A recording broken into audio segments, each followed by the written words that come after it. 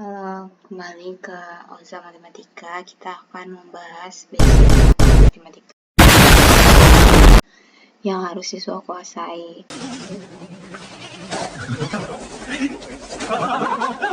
Jadi langsung aja ke yang pertama, sifat pada bilangan, yaitu sifat distributif. Pada operasi bilangan itu bukan sifat distributif aja, ada sifat asosiatif, inverse, terus identitas. Tapi yang sering dijumpai itu sifat distributif, problemnya yang sering dijumpai.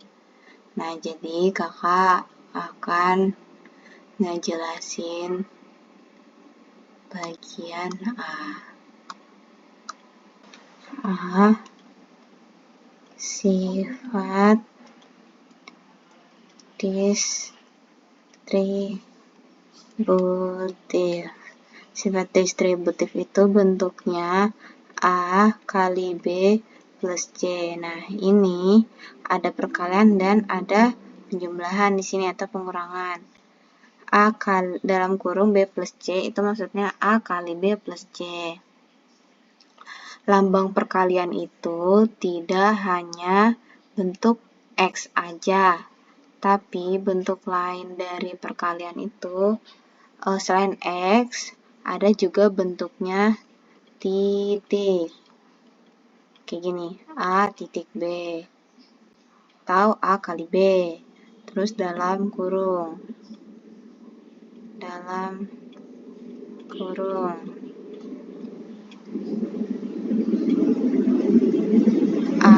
dalam kurung B itu artinya A kali B. Dalam kurung B A itu B kali A atau A kali B sama aja. Lanjut, cara penyelesaiannya itu A kali B, A kali C. Kali dalam, harus adil, semuanya harus dikali. Jadi sama dengan A kali B ditambah, kenapa ini ditambah? Karena bentuknya ditambah. Kalau misalnya di sini kurang, bentuknya nanti akan dikurang juga. Tambah A kali C, A kali C. Nah, di sini A kali B dikurang A kali C. Masuk ke contoh. Contoh dasarnya misalnya 2 kali 5 tambah 4. Kayak gini kita kali dalam. A kali 5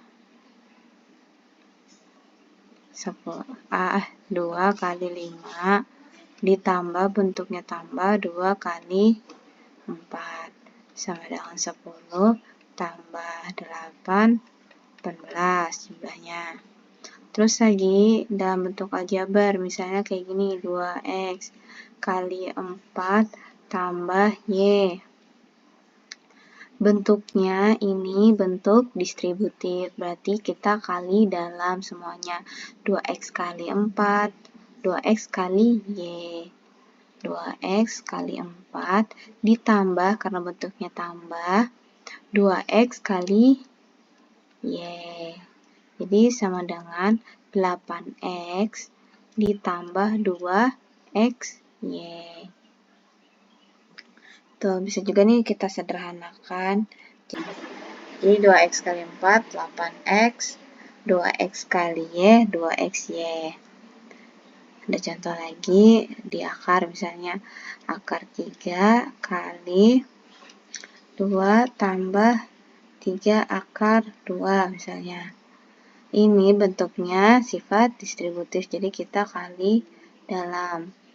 Akar 3 kali 2, akar 3 kali 2 ditambah akar 3 kali 3 akar 2. Jadi sama dengan 2 akar 3 ditambah 3 akar 6.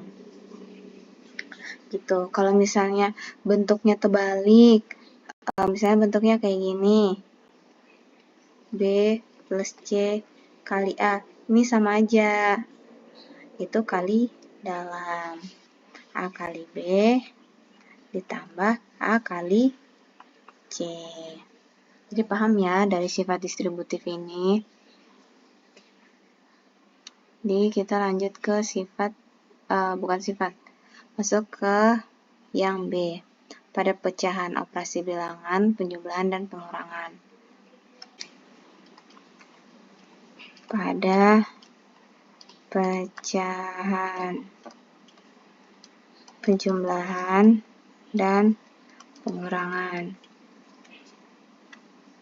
Di sini bentuk pecahan itu kan per tuh A per B ditambah C. Nah, pada pecahan itu sering kakak lihat problemnya ketika ada bentuk pecahan terus ditambah dengan bentuk bilangan bulat. Terus ada juga pecahan per B tambah C per 1 dan bentuk pecahan A per B plus B per C, di mana penyebutnya ini bentuknya tidak sama. Nah, ketika pada penyebut bernilai tidak sama, itu kita KPK-kan. Kita KPK. Kita cari KPK-nya. Tapi di sini bisa juga kita pakai cara silang. Yaitu misalnya nih, yang ini, yang A per B plus B per C. Itu kita pakai cara kali silang. Itu dimana A kali C ditambah, karena bentuknya ditambah, B kali B per B kali C. Nah, untuk dua rumus ini, bukan rumus, maksudnya dua bentuk ini kan pecahan nih, ditambah dengan bilangan bulat. A per B ditambah dengan bilangan bulat. Ini langsung kita kali. Nah, langsung kita kali ininya, tepinya. B kali C. Jadi sama dengan A ditambah.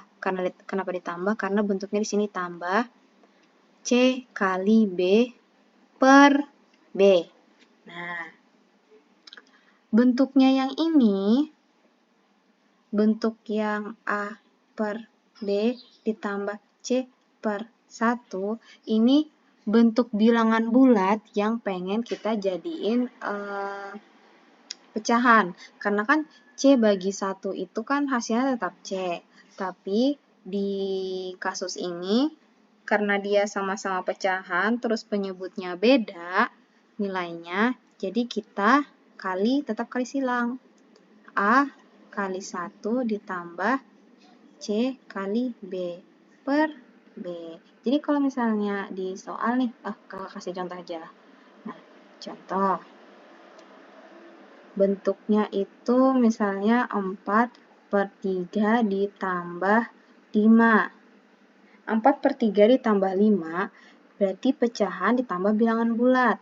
Langsung aja kita kali bawahnya, bawah sama atasnya, sama dengan 4 ditambah 5 kali 3, 5 kali 3 per 3, sama dengan 4 ditambah 15, sama dengan berapa nih?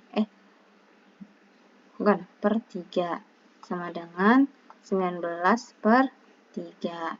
Nih kalau misalnya kalian pengennya diubah ke bentuk pecahan 5-nya, boleh.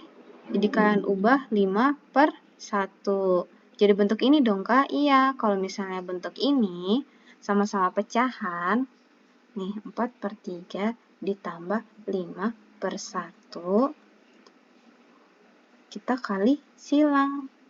4 kali 1 ditambah 5 kali 3, 3 per 3. Sama aja, setelah kalian mau pakai cara langsung kayak gini atau kalian ubah dulu ke pecahan biar sama-sama pecahan, boleh, semuanya boleh. Nih kita coba ya. 15 per 3. Hasilnya tetap sama. Nah, lagi contoh. Lagi. Misalnya di aljabar misalnya 2x ditambah 3y per 3 per 5 nih misalnya. Tinggal kali silang. 2x kali 5, 2x kali 5, terus ditambah 3y kali 3 per 3 kali 5. 3 kali 5. Jadi sama dengan berapa nih? 10x ditambah 9y per 15. Kak, kenapa dia pakai kali silang kayak gini? Ya, karena kan penyebutnya beda. Kalau misalnya penyebutnya udah sama gimana, Kak? Ya, kalau misalnya penyebutnya udah sama, misalnya contohnya gini. 2 per 5 ditambah 3 per 5. Ya, tinggal kalian selesaikan aja di atasnya. 5 per 5. Karena kan sama, nggak usah dikali silang lagi kalau sudah sama penyebutnya. Jadi gitu. Oke. Masuk ke bagian yang ke C, bentuk pecahan.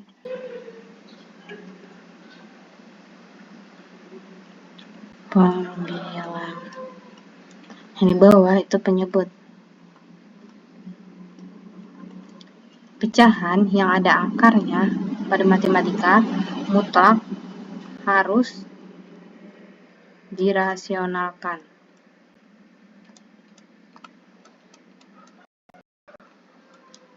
Jadi langsung aja ke contohnya. C A per akar M.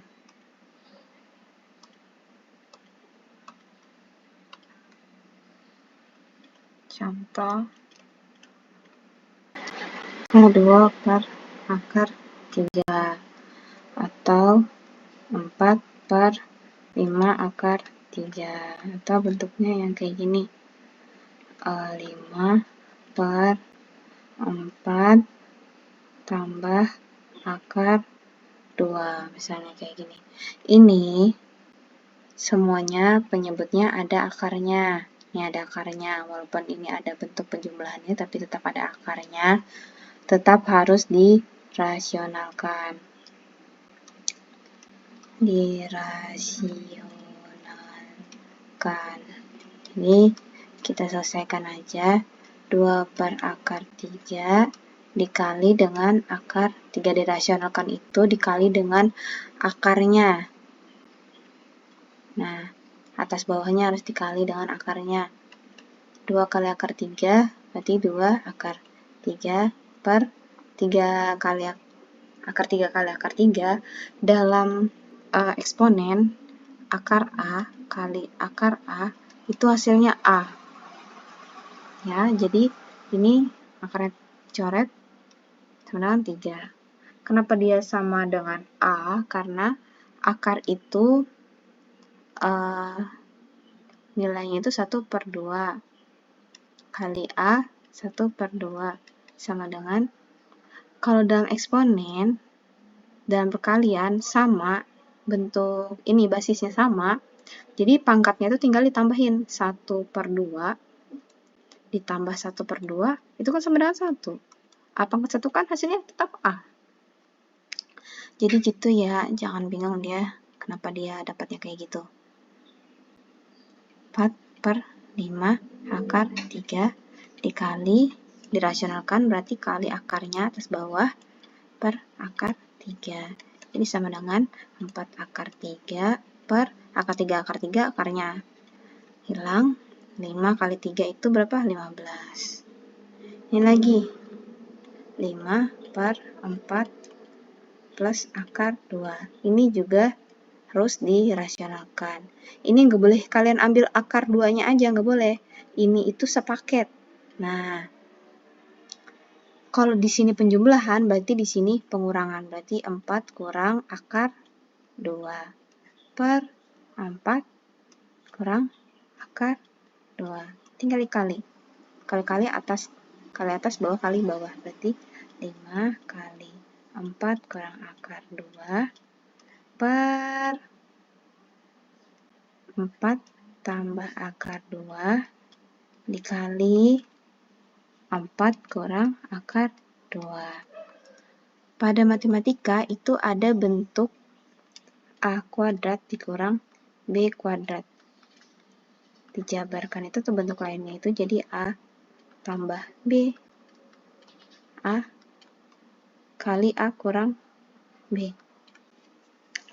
Ini kan sama nih nilainya, bentuknya. Cuman beda di penjumlahan dan pengurangan. Sama, ini sama juga ini, bentuknya sama, cuman beda di penjumlahan dan pengurangan.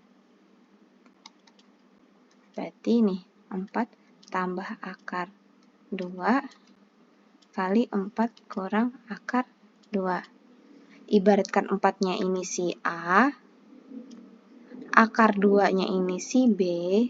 Jadi karena sudah kakak jelasin, kakak bilang tadi A kuadrat kurang B kuadrat itu sama aja dengan A tambah B kali A kurang B bentuknya. Jadi ini bentuk ini sama dengan bentuk ini atau bentuk ini sama dengan bentuk ini. Jadi 4 ini kan A. A ini berapa nilainya? 4 kuadrat dikurang. B-nya ini tadi berapa? B-nya akar 2 dikuadratkan. 4 kuadrat berapa? 16 dikurang A kuadrat. Oh ya, kalau akar dikuadratkan itu berarti hilang, tinggal 2 sisanya. Jadi 16 kurang 2 itu berapa? 14. Jadi ini sama dengan 5 kali 4 kurang akar 2 per 14. Ini bentuknya sifat distributif, jadi kali dalam. Kali dalam semua. Jadi sama dengan 5 kali 4 itu 20 dikurang 5 kali akar 2 yaitu 5 akar 2 per 14. Gitu hasilnya. Jadi paham ya udah sampai sini. Oke, selamat belajar. Bye-bye.